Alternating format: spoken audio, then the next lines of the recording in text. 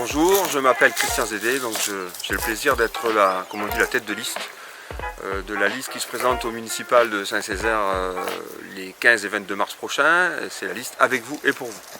J'ai 57 ans, je suis né à Dakar.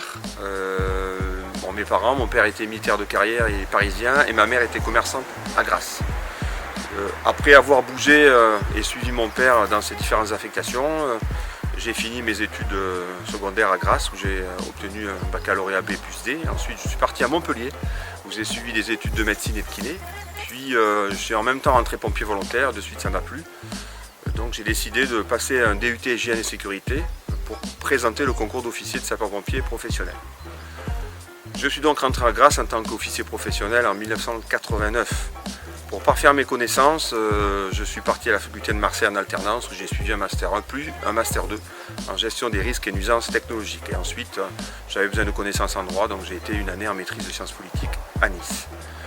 J'ai participé à plusieurs projets qu'avait initié Jean-Pierre Leleu, notamment la naissance de l'école d'ingénieurs à Grasse où j'étais formateur, et puis surtout on a inventé l'IPCS, l'information préventive au comportement qui sauve, qui maintenant est à un niveau national. On l'a inventé avec Michel Thomas. De 1991 en 2008, j'ai été commandant à la compagnie de Grasse, à savoir qu'au niveau des pompiers, donc je commandais le corps de Grasse directement, et les 10 centres alentours, ce qui représente à peu près 500 personnes et à peu près 10 000 interventions annuelles à gérer.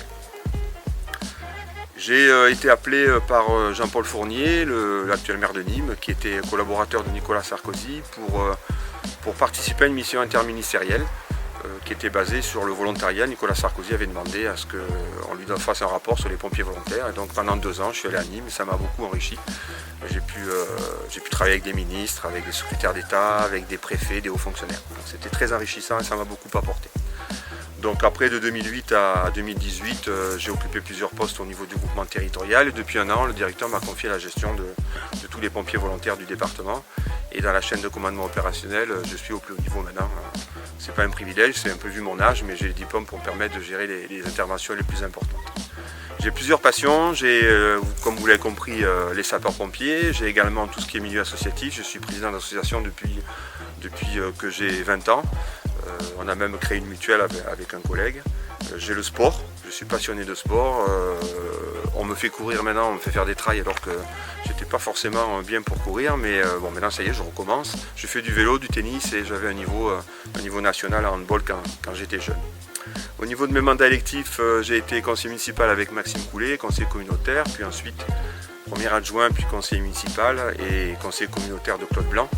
Et avec Jérôme Viau, donc je suis à ses côtés, vice-président de la communauté d'Aglo. Évidemment, il m'a chargé de la gestion des risques. Et on a donc pu créer la réserve intercommunale de sécurité civile qu'on mettra en œuvre après les élections. C'est une période un peu difficile. Il vaut mieux attendre les élections pour mettre en œuvre cet formidable outil de solidarité. Vous pouvez me contacter soit par téléphone, soit sur le site, soit sur Facebook, à votre convenance. On a également une permanence chez moi, au 2 chemins du Plat aux Grottes. Tous les soirs de la semaine, de 18h à 20h, il y aura quelqu'un. On fera également des ateliers participatifs comme on a déjà réalisé. Et c'est la première vidéo qu'on fait, on en fera d'autres pour que vous puissiez mieux nous connaître et pour que vous puissiez voter en toute connaissance de cause les 15 et 22 mars. Je vous remercie.